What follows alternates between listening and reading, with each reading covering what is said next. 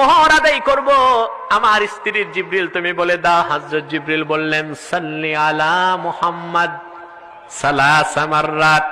নূর নবী মুহাম্মদ সাল্লাল্লাহু আলাইহি ওয়াসাল্লামের উপর 3 বার দরুদ শরীফ পড়ে দাও, আল্লাহ তাআলা তোমার স্ত্রীর মোহর আদায়ের ব্যবস্থা করে দিবে। হযরত আদম জান্নাতে দাঁড়ানো অবস্থায় নূর নবী মুহাম্মদ সাল্লাল্লাহু আলাইহি সাল্লামের উপর 3 বার দরুদ শরীফ পড়লেন। আমাদের দেশে কিছু মৌলী সাহেব আছে কয় আমরা মিলাদের কিয়াম পাইলাম কই? আমরা তো কিয়াম পাইছি বেহেশত থেকে। প্রথম কিয়াম করছেন হযরত আদম, ঠিক কিনা? ওনারা নাকি কিয়ামের হাদিস খুঁজে পায় না। আল্লাহ ওনাদের হেদায়েত করুক। আদম হাওয়া দুজনকে আল্লাহ সৃষ্টি করে জান্নাত দিয়ে দিলেন। আল্লাহ বললেন এই পুরা জান্নাত তোমাদের দুইজনের। সুবহানাল্লাহ। যা খুশি খাও, যেখানে মন চায় যাও, যা খুশি, জোরে মাতো, যা খুশি যেখানে খুশি। তবে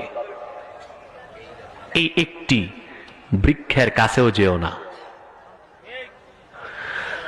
আল্লাহ ডেকে বললেন ওয়ালা তাকরাবা হাদিহিশ শাজারাতা ফাতাকুনা মিনাজ জালিমিন।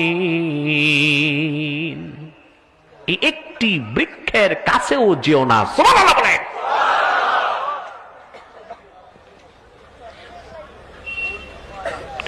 হযরত আদম আসলে বৃক্ষের কাছে যান নাই, গেছেন? জোরে মাতো। শয়তানের প্ররোচনায় ওনার বিবি খাইছে আগে, বিবির প্ররোচনায় তিনি খাইছেন। মুহূর্তের মধ্যে স্বামী স্ত্রীর পোশাক আল্লাহ কেড়ে নিলেন। দুজন জান্নাতি উলঙ্গ। আচ্ছা বলেন তো, আপনার হঠাৎ কাপড় আর নিচে খুলে ফেললে কেমন লাগবে? মনে হবে আল্লাহ কবর দাও দিছে যাই, ঠিক কিনা? বাঙালি পারে না এমন কোন কাজ নাই।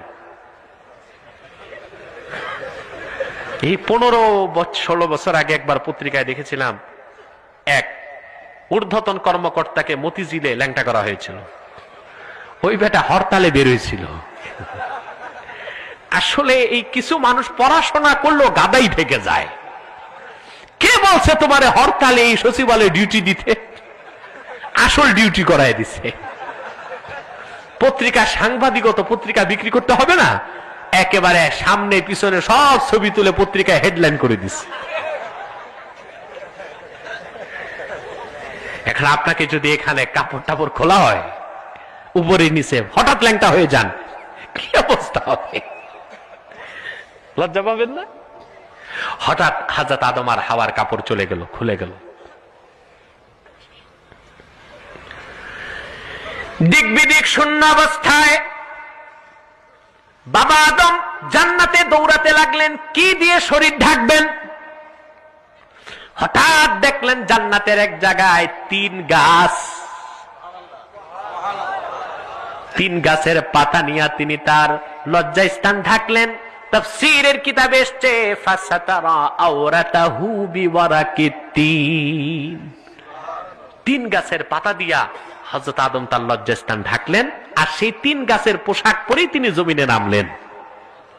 সুবহানাল্লাহ বলবেন।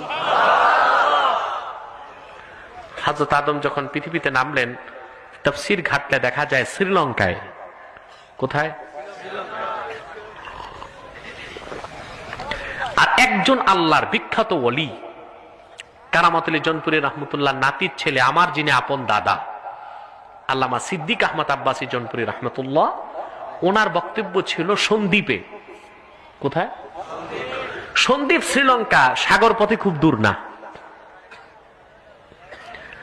হযরত আদম যখন জমিনে নামলেন তখন তো পৃথিবীতে তিনি প্রথম মানুষ।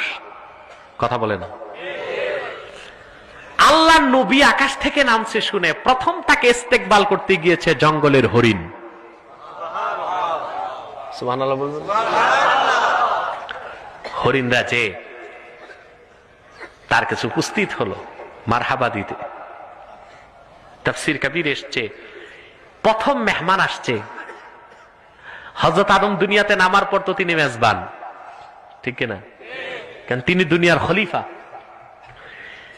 এই তাকে দেখতে আসছে, এদেরকে না খাওয়ায় বিদায় দেয় কেমনে? শরীর থেকে তিনি 3 পাতা ছিঁড়ে ছিঁড়ে হরিণকে খাওয়াই দিলেন। সুবহানাল্লাহ বলবেন। যতগুলো হরিণ বেহেশতের 3 পাতা খেলো, আল্লাহ তাআলা তাদের পেটে রক্তের একটা টুকরাকে মিস্ক বানায় দিলেন। কি বানায় দিলেন? মিস্ক। আপনার এখন মেশক শব্দটা হচ্ছে মিস্ক। সহিহ বুখারীতে এসেছে, আল্লাহর হাবিব সাল্লাল্লাহু আলাইহি ওয়াসাল্লাম ইরশাদ করেছেন, আতইয়াবুত তিবিল মিসকু, সবচেয়ে দামি সুগন্ধি হচ্ছে মিস্ক।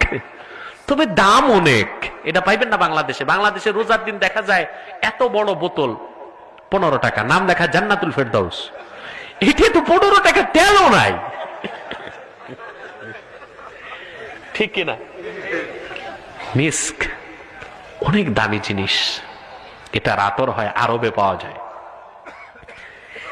এই হরিণগুলো যখন, কথা বুঝতেছেন, জঙ্গলে গেছে, বাকি সব হরিণ দৌড়ে আসছে, ব্যাপার কি, তোমরা কোথায় গেছিলা যে তোমাদের থেকে ঘ্রাণ বেরোচ্ছে? সুবহানাল্লাহ বলবেন না?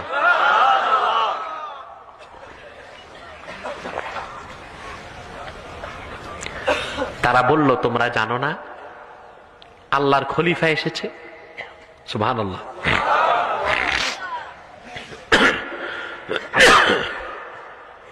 আল্লাহর খলিফাকে?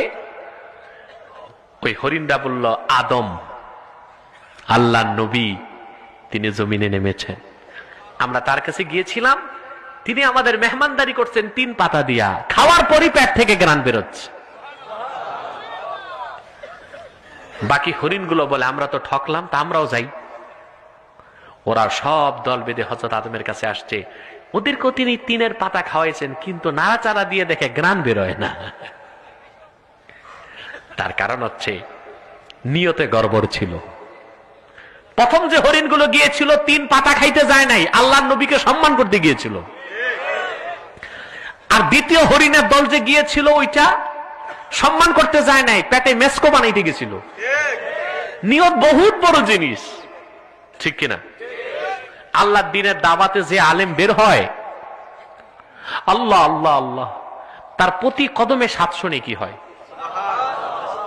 কিন্তু যে মৌলবী বেরি হয় 1 লাখ টাকা চিন্তা করে, 3 মাহফিলে 3 বিশে 60, অ্যাডভান্স 3 10 30 90, সে কদমে কত নেকি পাবে? কথা বলেন না? কি নেকি পাবে সে? একমাত্র আলেম নামধারী কমিনাই কন্টাক্ট করে টাকা নেয়। কোন উচ্চ খানদানের সন্তান যদি আলেম হয়, কোনদিন সে কন্টাক্ট করতে পারে না। আল্লাহ দিনদার বান্দাদের গলা টিপিয়ে দাবিয়ে টাকা নেওয়া কোন ভালো খানদানের আলেমের কাজ না, এটা কমিনার কাজ, নিচু পরিবারের কাজ, ব্যবসায়ী আলেমের কাজ, বক্তারামের তত্ত্বার কাজ। এইসব দালাল বক্তাদেরকে আপনারা দাওয়াত দিবেন না।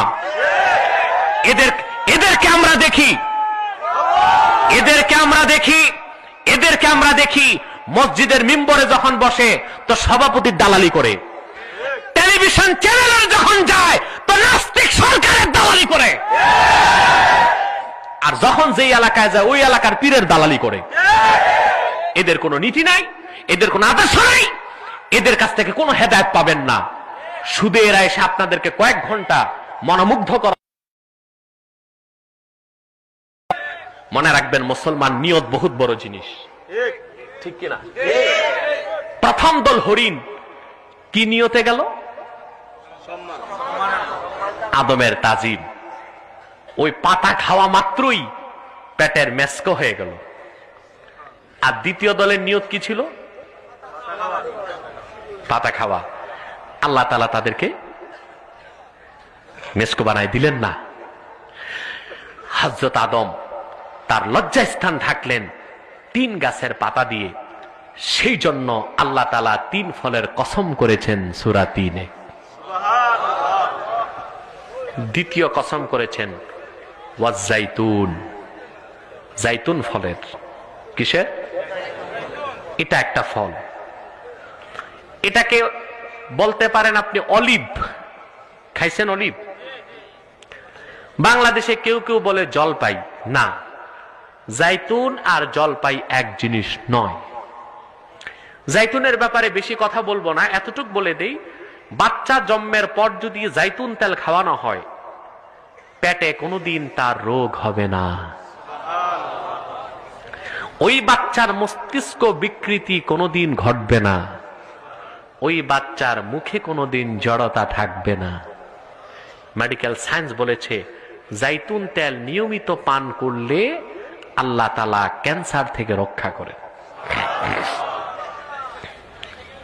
তৃতীয় কসম ওয়াতুরি সিনিন, বরকতময় সিনাই উপত্যকার। সুবহানাল্লাহ। এই সিনাই উপত্যকার দাম কেন বাড়লো? মুসা নবীকে আল্লাহ এই পর্বতের উপর তাওরাত কিতাব দিয়েছেন, ঠিক কিনা? কথা বলেন না? মুসা নবীর কারণে সিনাই পাহাড়ের দাম বেড়েছে না তাওরাত কিতাবের কারণে? কথা বলেন জোরে মাতো, ঠিক কিনা? একটি প্রশ্ন করি আপনাদেরকে, এই তাওরাত কিতাবটা দেওয়ার জন্য মুসা নবীকে আল্লাহ তুর পাহাড়ে কতদিন আটকায় রাখলেন? কেন? এই কিতাবটা কি মুসা নবীর বাড়িতে যেতে পারতো না? কথা বলেন। পারতো। ঈসা রুহুল্লাহকে আল্লাহ দিলেন ইনজিল। এই কিতাবটা দেওয়ার জন্য আল্লাহ তাকে বাইতুল লাহামে রাখলেন। কোথায়? ওইটা কি বলা হয় বেথেলহাম, ঠিক কিনা? কিন্তু ভাইরা আমার, গভীরভাবে লক্ষ্য করে দেখেন ১৫০০ বছর আগে আল্লাহ তার আখিরি নবী নূর নবী মুহাম্মদ সাল্লাল্লাহু আলাইহি ওয়াসাল্লাম যেখানে গেলেন কোরআন সেখানে গেল। তিনি গারে হেরাতে গেলেন, কোরআন সেখানে গেল। তিনি মা খাদিজার ঘরে গেলেন, কোরআন সেখানে গেল, ঠিক কিনা বলেন? তিনি হাতিমে কাবায় গেলেন, কোরআন সেখানে গেল। তিনি মদিনাতুত তাইয়্যিবায় গেলেন, কোরআন সেখানে গেল। তিনি উহুদে গেলেন, কোরআন সেখানে গেল। তিনি বদরে গেলেন, কোরআন সেখানে গেল। তিনি হুনাইনে গেলেন, কোরআন সেখানে গেল। তিনি তাবুক গেলেন, কোরআন সেখানে গেল। সুবহানাল্লাহ বলেন। ১৫০০ বছর আগে নূর নবী মুহাম্মদ সাল্লাল্লাহু আলাইহি ওয়াসাল্লাম যেখানে গেলেন আল্লাহর কোরআনও সেখানে গেল। বলেন সুবহানাল্লাহ। তার মানে আল্লাহ তার হাবিবকে কতটুকু মর্যাদা দিয়েছেন এই কথার থেকে বোঝা যায়। বলেন সুবহানাল্লাহ। চতুর্থ কসম আল্লাহ করলেন ওয়াহাজাল বালাদিল আমিন। সুবহানাল্লাহ। এবং আমার বন্ধু মুহাম্মদ সাল্লাল্লাহু আলাইহি ওয়াসাল্লামের মৌলিদ নিরাপত্তার নগরী এ মক্কা। সুবহানাল্লাহ বলেন। চারটি কসমের পর আল্লাহ বললেন লাকাদ খালাকনাল ইনসানা ফি আহসানি তাকওয়িম, নিশ্চয়ই কোনো সন্দেহ নাই আমি মানুষকে গঠন করেছি সবচাইতে সুন্দর গঠনে, আকারে, আকৃতিতে। বলেন সুবহানাল্লাহ। মানুষের চেয়ে সুন্দর কিছু আছে? জোরে বলেন। টাইম দেখেন তো কত। আল্লাহ আল্লাহ, প্রায় ১ ঘন্টা চলে গেছে। আমি জানি না এতক্ষণ থাকতে পারবো, তা আল্লাহ কবুল করছেন, রয়ে গেলাম। আর 15 মিনিট পর মোনাজাত করে দিচ্ছি ইনশাআল্লাহ। চুপ করেন, বাড়িতেও যেতে হবে। বসেন ভাইয়ের আমার। আল্লাহ মানুষকে সবচেয়ে সুন্দর গঠনে সৃষ্টি করেছেন, ঠিক কিনা? ঠিক কিনা? আপনারা মুনাজাত করে যাওয়ার চেষ্টা করবেন। বিশেষ ওজর থাকলেও আর উঠবেন না এখন। আর মুনাজাত ছাড়া যাওয়া পোড়া কপালের একটা লক্ষণ হবে আপনাদের। মানুষকে সবচেয়ে সুন্দর গঠনে আল্লাহ সৃষ্টি করেছেন, এতে সন্দেহ আছে? তাফসীরের কিতাবে এসেছে বাগদাদের এক শাসক, বাগদাদের শাসক, তিনি পূর্ণিমার এক রাতে তার স্ত্রীকে নিয়ে হাঁটতেছেন। কথা বুঝতেছেন? হঠাৎ তিনি দেখলেন